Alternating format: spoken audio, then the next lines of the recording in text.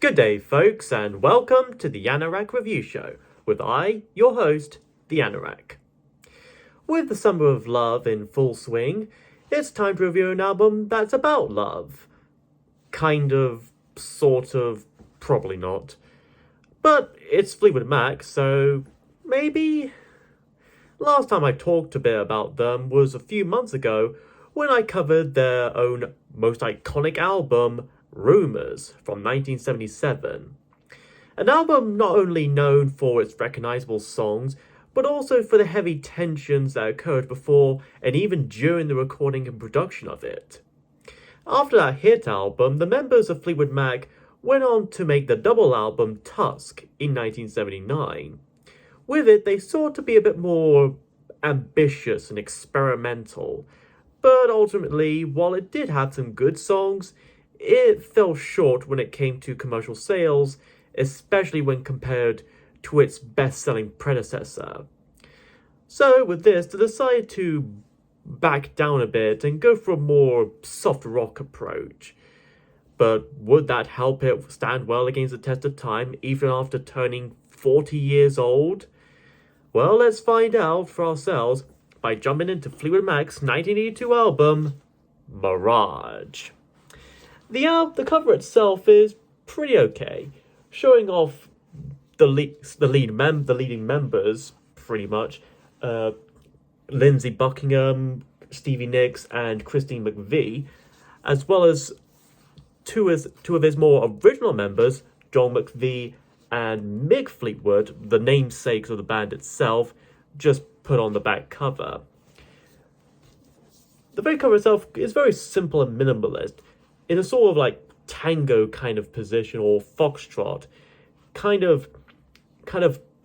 a kind of a metaphor for the whole affairs and kind of relationships and whatnot. So the idea of deceptions could reflect the actual title Mirage itself. So very simple and okay cover. Anyways, let's look past the Mirage and into the music itself. We begin the album with Love in Store, written and sung by keyboardist Christine McVie.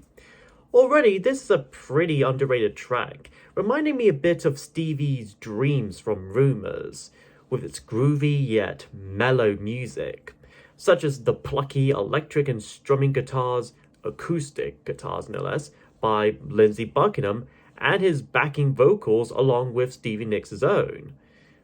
And of course, it's a simple love song, maybe likely about the bassist John McVie, although given how she also wrote You Make Lovin' Fun, it's just as possible this is also about some other lighting technician she might have had a bit of a fling with. That joke aside, this is still a pretty good Fleetwood Mac song, definitely deserves more love, attention, and appreciation in store. After that is Can't Go Back.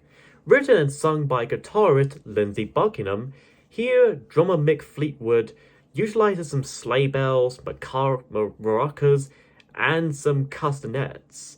The lyrics seem to recall a bit into Lindsey's past, standing in the shadows, the man he used to be, and how he wants to go back, yet knowing full well how impossible it is. The past can never be changed, no matter how much we may want to, if it meant making our lives turn out better. Melodies awaken sorrows from their sleep, and said sorrows no doubt will be feeling groggy since it's probably like about 3 a.m. Then Lindsey mentions a woman, referring to her as a dream maker and a dreamer of signs, very likely referencing Stevie Nicks and her song Dreams, which may be why she doesn't seem to be in any credited contributions to this track, or most of other Lindsey's songs for that matter. Anyways, this is a mostly average song of Mac's. Nothing bad, shoddy, or terrible, just not all that stellar and memorable. Plus, it's very short, so it does go by quite sooner than it would or could be. And speaking of Stevie, we then have That's Alright, written and sung by Stevie Nicks herself, accompanied by the hoppy drums of Mick Fleetwood as well as acoustic guitar and little organs, Stevie's lyrics and vocal delivery have a bit of a country vibe to them. She says to someone to meet her down by a railway station, admitting how she had been waiting for this person, and that the trains sing the same kind of blues. Boy, Sodor's train rock band must really be kicking off. This is a woman who seemed to have suffered quite a bit of mistrust and heartbreak, that her faith in another, her dreams of love and romance, start to become less and less reliable. At the same time, she seems alright when she says this other person can go find their own designs of love. In fact, you could say they go their own way. She then hopes that he find his own footprints of love. Especially since he keeps misplacing them and having to use and borrow others' blueprints of such. So while this may not be among her more standout tracks, part of Fleetwood Mac, solo or otherwise, it's still an easygoing song, and that's alright by me. Following that up is Book of Love, another song written by Lindsay. This one is a much more acoustic and mellow in nature. Here, he walks out with a wave goodbye, swearing that he'd never cry again, tearing a page of his heart. He's probably going to need some sellotape if he's going to fix up that rip, although it might be end up covering part of the text in his heart. He then goes on to say that she, likely referring to Stevie Nicks, wants him to be her friend, but he feels lonely again. Yep, that's right. Lindsey Buckingham had just been friend-zoned. Poor guy. Especially when he and Stevie had been in something of a relationship even before they joined the band. Plus, Stevie doesn't seem to be involved in any of his songs, like I've said, yet he seems nice enough to be in hers.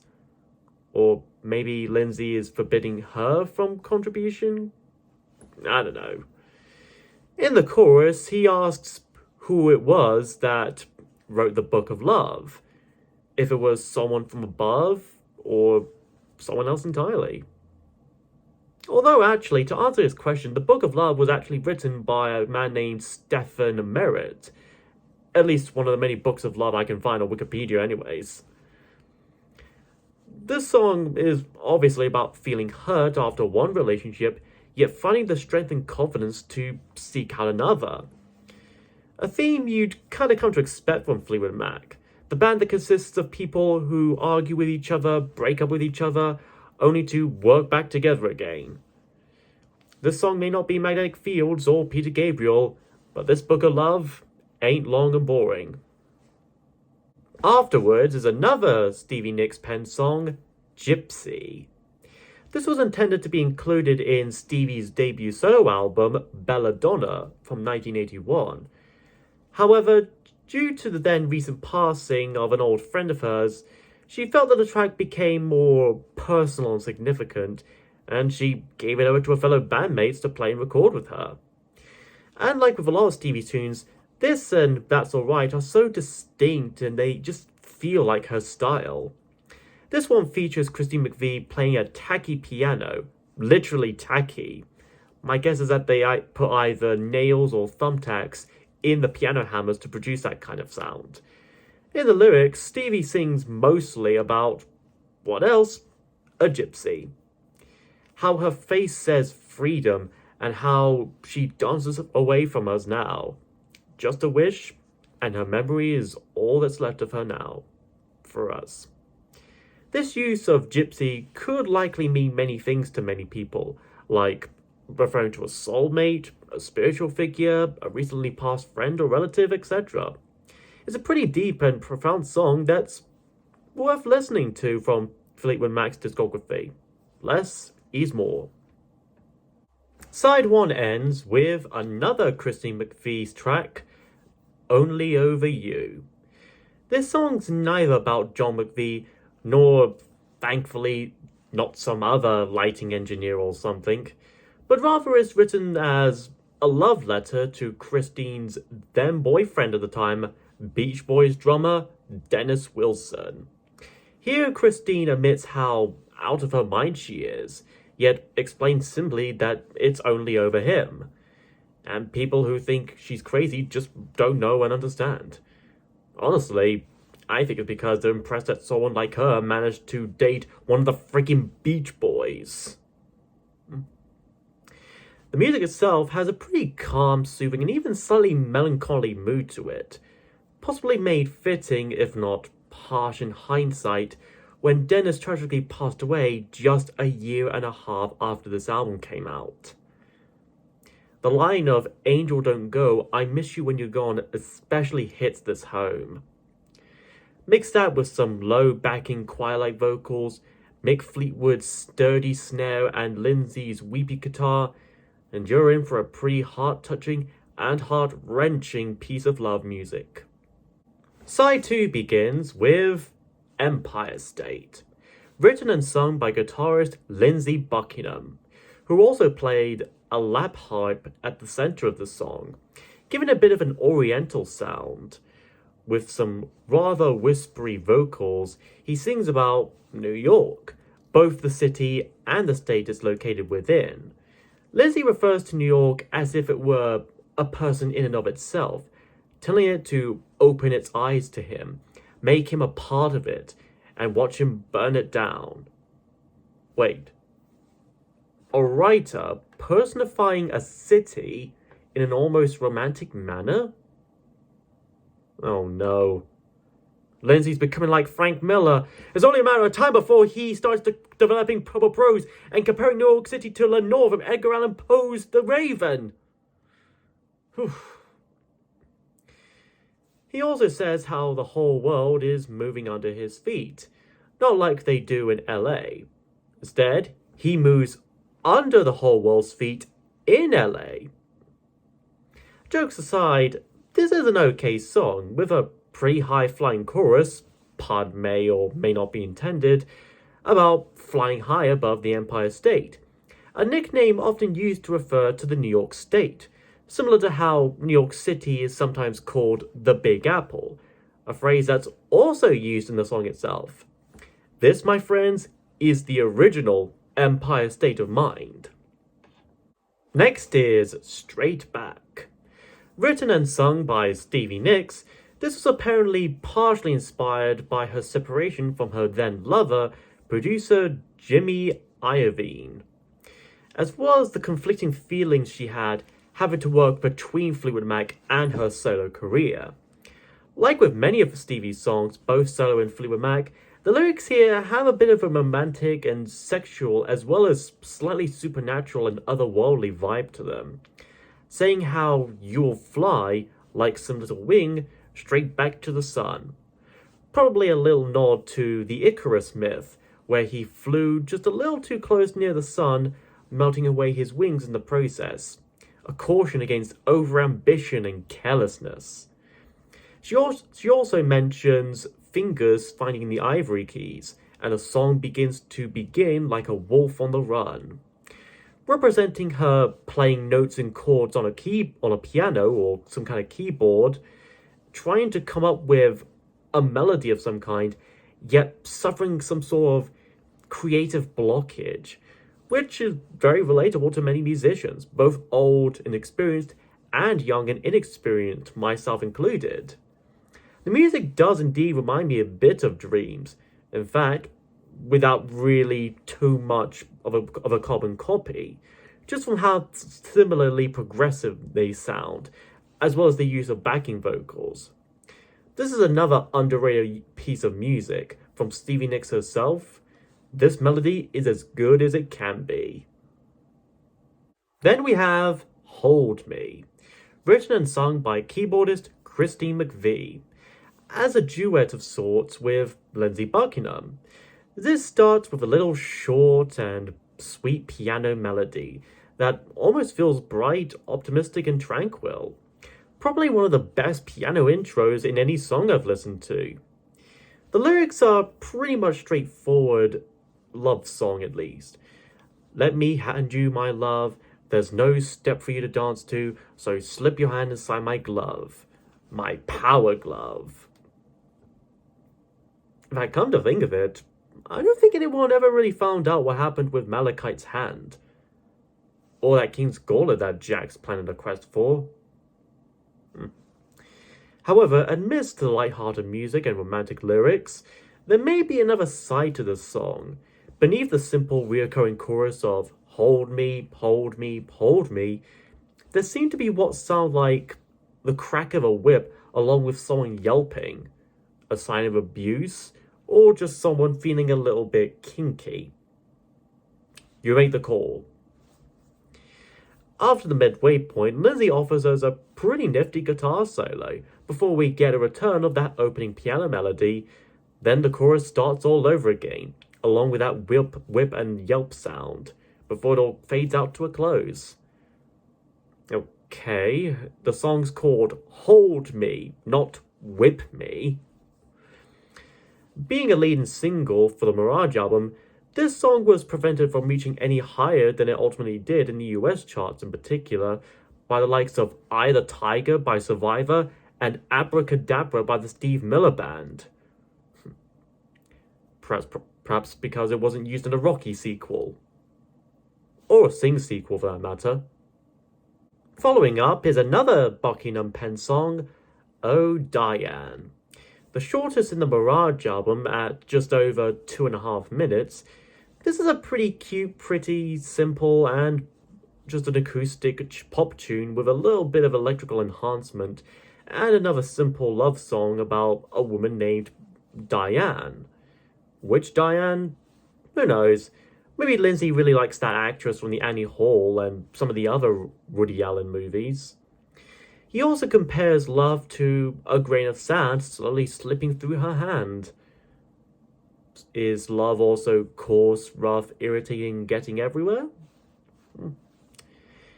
The song also sounds like a bit of a throwback to the 50s soft rock and roll music, such as Elvis and Roy Orbison, both the light and simple musical progression and its minimal romantic lyrics, which may have been the intent with this one. So if you're really into that kind of stuff, you might enjoy this one fine as well. Afterwards is yet another Buckingham track, Eyes of the World. The planet Earth has eyes?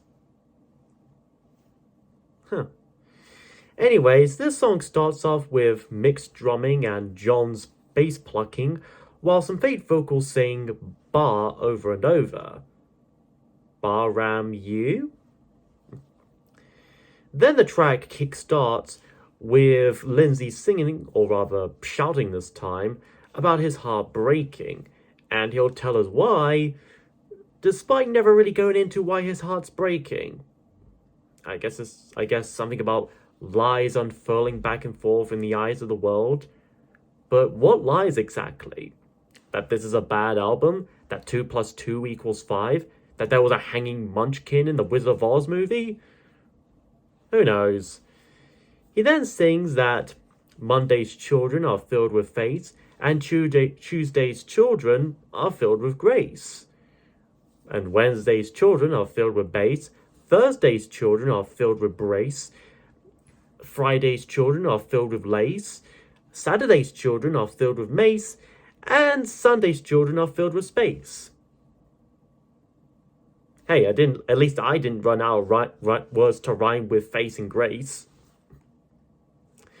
And after all that, we both get an acoustic guitar and an electric guitar solo, possibly the most hard rocking of any of the songs in this album, and probably more of Lindsay's most underrated solos, before the song comes to an abrupt halt. Once again, very minuscule lyrics, but still very well done music. And so our album ends with Wish You Were Here, also written and sung by Christine McVie, not to be confused with Pink Floyd's own Wish You Were Here, although I should probably look at that sometime as well if I give myself a chance. This finale begins with a very grandiose piano playing along the lone silence, sounding like something out of the classic Golden Age Elton John or maybe Supertramp.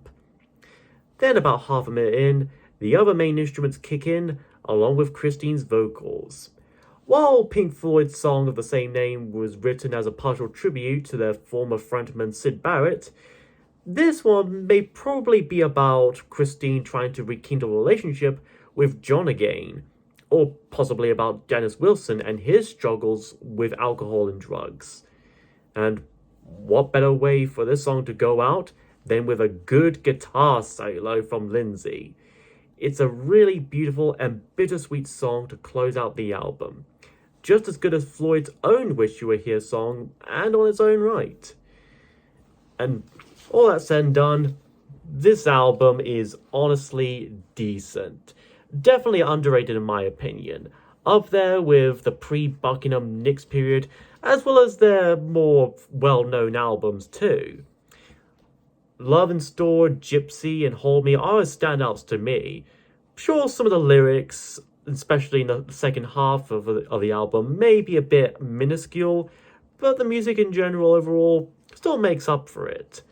Although, funny enough, out of the 12 songs in this album, 4 out of them, a third, had been done by Christine, 5 out of them had been done by Lindsay, and 3 out of them, a quarter, had been done by Stevie. And of course, none done by either John or Mick, the namesakes of this band. At least Rumours had the chain. All 5 were credited, sure, but still. And regardless, this album is still good on its own, and it does deserve a second chance. It also pretty much serves as a bridging point between Rumours and Tusk and Tango in the Night, the latter of which I also hope to cover later this year. Next time, though, we cover another bridging album from the 80s, as we start clutching some straws.